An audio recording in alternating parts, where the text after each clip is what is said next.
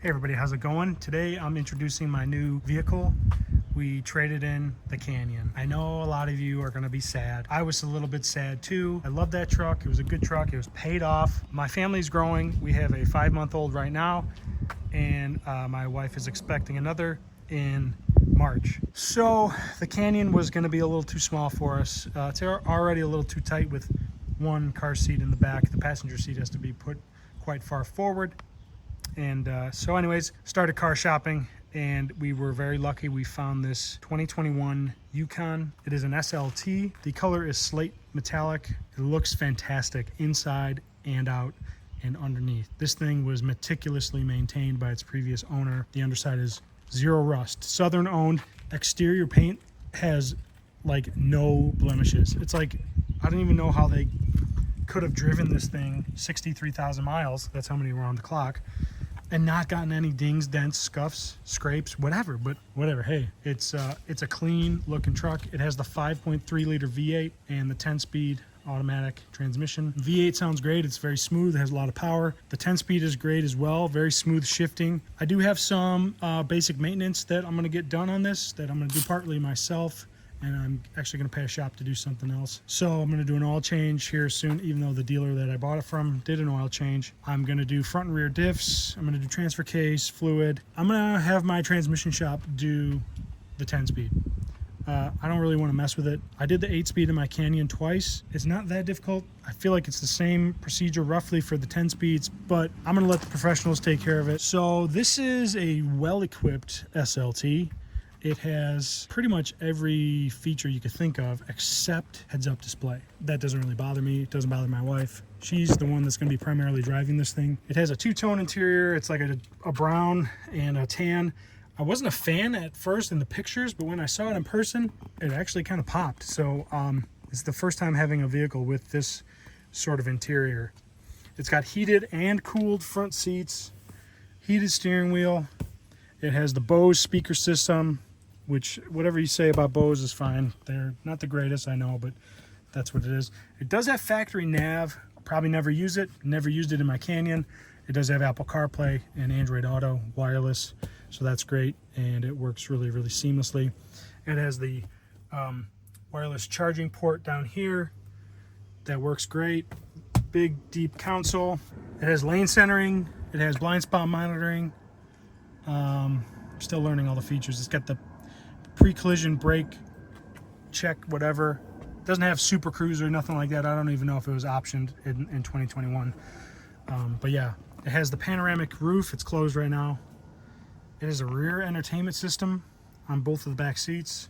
Captain's chair is back here. And there's a car seat.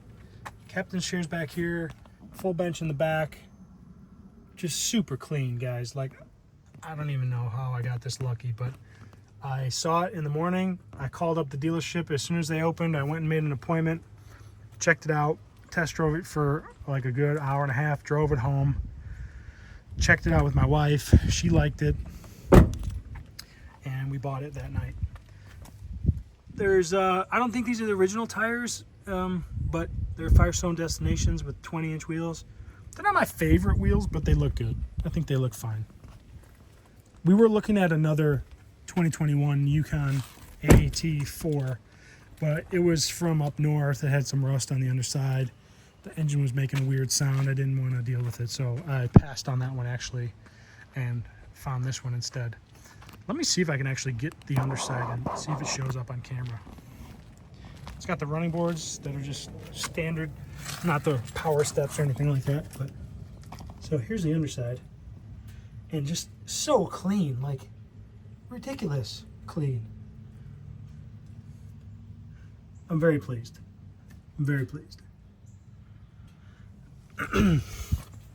It rides fantastic compared to the Canyon. The Canyon rode, you know, good, but it was a truck. It was hard. It was harsh. This thing is like driving on a cloud. It's super smooth on the highway. I've taken it up to 80, 85. It's smooth all the way up to 85. I mean, I don't have any business going that fast anyways, but it rides really, really nice. Let me pop the hood, check out the hood. So here's all the controls on this side. Electronic parking brake. Here's the parking sensors, auto start stop, which I'm gonna turn off eventually. It does have the power outlets on the back of the console and in the trunk. Here's your four-wheel drive controls, lighting controls, fog lights. It does have the tow controller. I tow a trailer once in a while, but that's nice to have if I ever, get a bigger trailer. Power, telescoping up and down steering wheel. It's got this is the dash cluster that it's in it. It's pretty nice. Everything works too, except the only thing that doesn't work is the lumbar on this driver's seat. But I'm doing some research, and it's very possible that it was installed like this, but it doesn't have the chip because of the shortage in 2021 and 2022.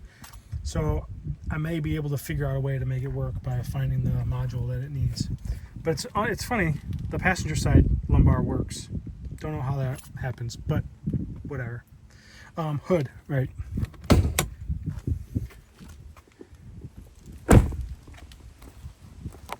There's old trusty, my Silverado. That's my work truck. It ain't going anywhere for a while.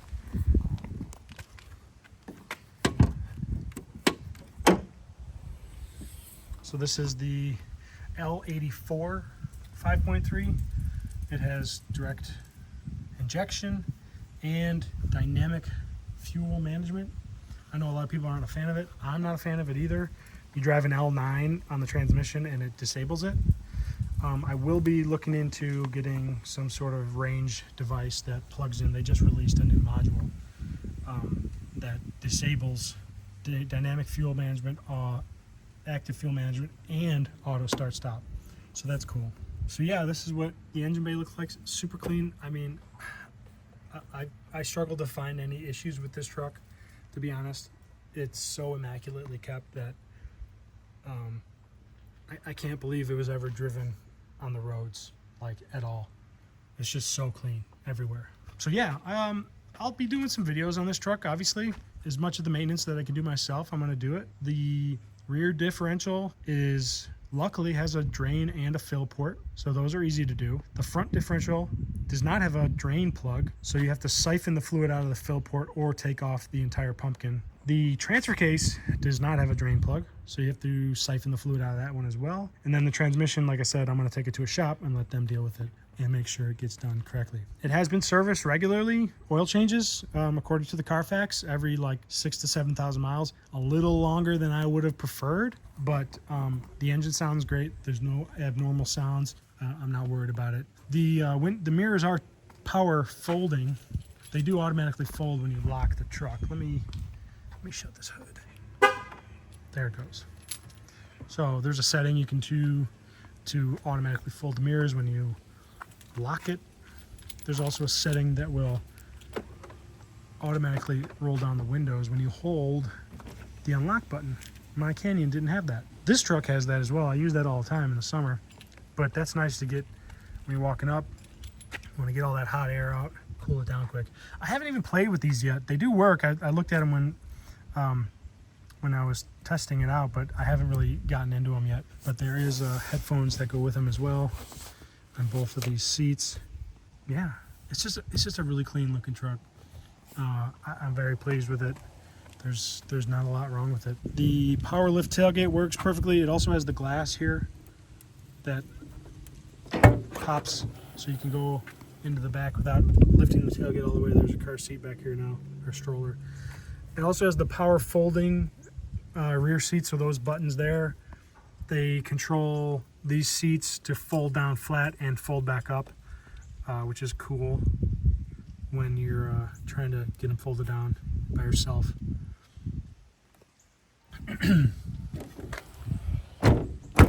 Sad to see the Canyon go, but it is gone. Traded it in while we made the deal for this, so the garage is gonna miss that truck.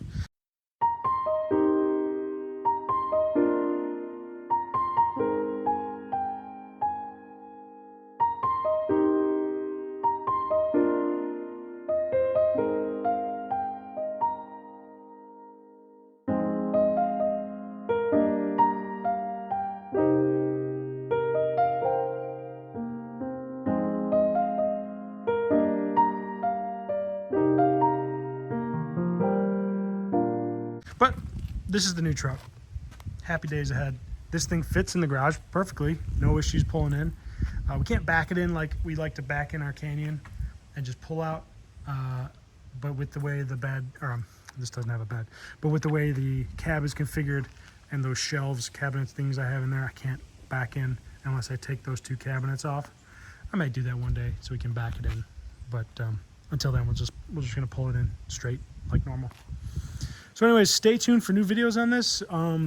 A couple things I've got immediately planned video wise is there was one speaker that was bad in the dash, and I found the replacement part on Amazon for a replacement Bose. It was this front right speaker was crackling.